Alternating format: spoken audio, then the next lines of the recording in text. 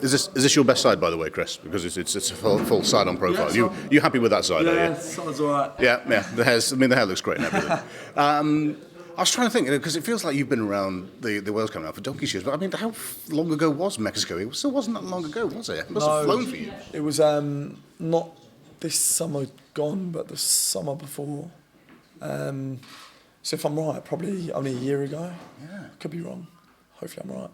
Yeah, about a year ago in the summer, obviously made my first start for Wales. Obviously China Cup, I came on sub in the China game, and then a couple of months later in the summer, got my first start for Wales against Mexico. Good result for me personally, obviously clean sheet. So, no, it was a really good experience. But yeah, lots happened since then, and obviously played a few Wales games, which is really pleasing for me. So yeah, I mean, it's got to the point now where we've been on Welsh Football Fans. We've been saying, right, who do you put in the in your starting lineup? But actually, it's who plays alongside Chris Mepham. That's where we're at now, which I suppose is a tribute to the fact that you've obviously come in, you've settled in, you're liking it here, and you're obviously having an effect.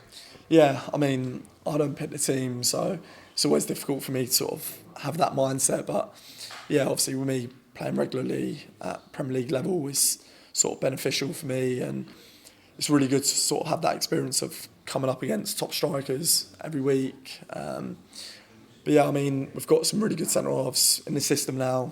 We've got some really good ones, sort of young lads coming through. Joe Roden, who obviously hasn't been capped yet, he's sort of performing really well with his club. Tom Lockyer. But yeah, obviously I'm not the manager, so I don't pick the team.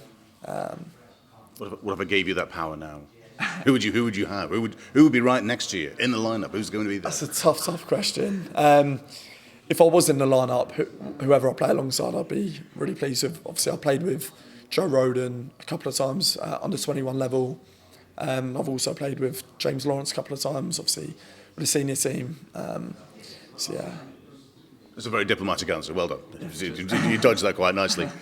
Now you're back at the Welsh setup. I mean, is there a switch in mentality? Is there a switch in routine when it comes from going from your club camp to your international camp? How does that differ? Yeah, obviously it's always different. The manager's got different ideas. Obviously playing with different players, but yeah, I think it's important just to bring what you've done with your club into the international games. And like I mentioned before, we've got some players coming in really good sort of vein of form. Daniel James, Bale, a lot of other lads that are playing regularly with their clubs. So it's a good moment to sort of come in and hopefully sort of stamp their authority on the game on Friday. Are you looking forward to playing Daniel James in the Premier League? I mean, but you know how quick he is. Yeah, I look forward to playing with him, not so much against him.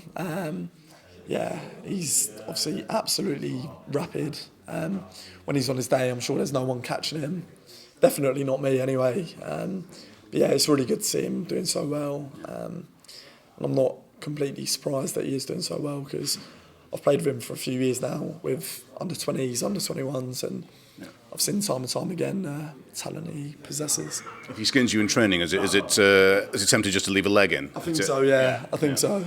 You can't get booked in training, so take a yellow or red card. You can't get sent off in training, so it just saves you looking like like you've got a caravan on the back of your back. The doubleheader away, it was a tough doubleheader. Croatia World Cup finalists, they don't lose in qualifiers at home, and then Hungary, always going to be a tough game. So, it was so hot as well. Oh my God, it was hot. I had to drink my beer really quickly. I don't know how hot it was for you guys on that pitch. It was in Austria. It was a tough couple of games. Yeah, I mean, you look at it on paper and it was always going to be tough.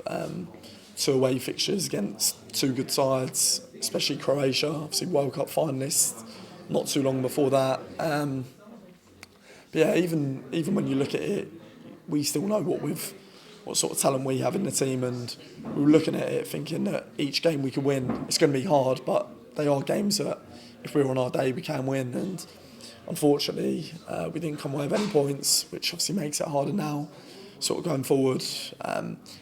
And you could say it makes the game on Friday even more important. That is a must-win game. I think we all know that. As staff, as players, we know that we can't get anything less than a win on Friday. And obviously back at the Cardiff City Stadium there, evening kickoff. Is there something special about an evening kickoff? Does it feel different? Is the atmosphere different? Yeah, it does feel different. I personally like an evening kickoff. The only thing I don't like is the build up to it. So especially in the hotel, a lot of sitting around. I think it's important just to keep yourself occupied and not be falling asleep by the time the game does come. But yeah, there's a nice feeling about an evening kickoff under lights in front of a home crowd, and hopefully they can play a part. Yeah, that's the important thing. Whatever you do, don't fall asleep, all right? Yeah, I'll try not to. Pleasure. Pleasure. Take care.